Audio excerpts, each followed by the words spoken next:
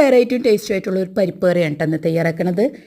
10-15 minute നേരം വെള്ളത്തിൽ soak ചെയ്ത് വെച്ച് 1.5 കപ്പ് പരിപ്പിലേക്ക് പാകത്തിന് ഉപ്പ്, അല്പം മഞ്ഞൾപ്പൊടിയും കുറച്ച് വെള്ളം ചേർത്തിട്ട് 2 വിസിൽ വരുന്നവരെ കുക്കറിൽ കുക്കാക്കി എടുക്കാം കേട്ടോ.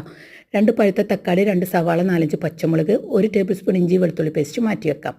മസാലയായിട്ട് 1 ടീസ്പൂൺ മല്ലിപ്പൊടി, 1/2 ടീസ്പൂൺ മഞ്ഞൾപ്പൊടി, 2.5 ടീസ്പൂൺ കാശ്മീരി ചില്ലി പൗഡർ, ഉപ്പ് മാറ്റി വെക്കാം. കടായി സ്റ്റവിൽ വെച്ചിട്ട് വെളിച്ചെണ്ണ ഒഴിച്ച് കൊടുക്കാം. സവാള ചേർത്ത് കൊടുക്കാം. ഉപ്പ് ചേർത്ത് നന്നായി വഴറ്റിയെടുക്കാം. കളറൊന്ന് മാറി വന്നു കഴിഞ്ഞാൽ ഇഞ്ചി വെളുത്തുള്ളി പേസ്റ്റ്, പച്ചമുളക് ചേർത്ത് കൊടുക്കാം. എന്നിട്ട് അതിൻ്റെ റോസ്മെല്ലൊക്കെ ഒന്ന് മാറി വന്നു കഴിഞ്ഞാൽ അതിലോട്ട് നമ്മൾ തക്കാളി ചേർത്ത് കൊടുത്ത് നന്നായി വെന്തുടയുന്ന വരെ വഴറ്റിയെടുക്കാം. എന്നിട്ട് മസാല ചേർത്ത് കൊടുക്കാം. റോസ്മെല്ല് മാറിക്കഴിഞ്ഞാൽ കുക്കാക്കി വെച്ച് പരിപ്പ് ചേർത്ത് കൊടുക്കാം. 1.5 ഗ്ലാസ് വെള്ളം കൂടെ ചേർത്ത് കൊടുത്തിട്ട് തിളച്ച് വരുമ്പോൾ വേപ്പില ചേർത്തിട്ട് നമുക്ക് സ്റ്റൗ ഓഫ് ചെയ്യാം.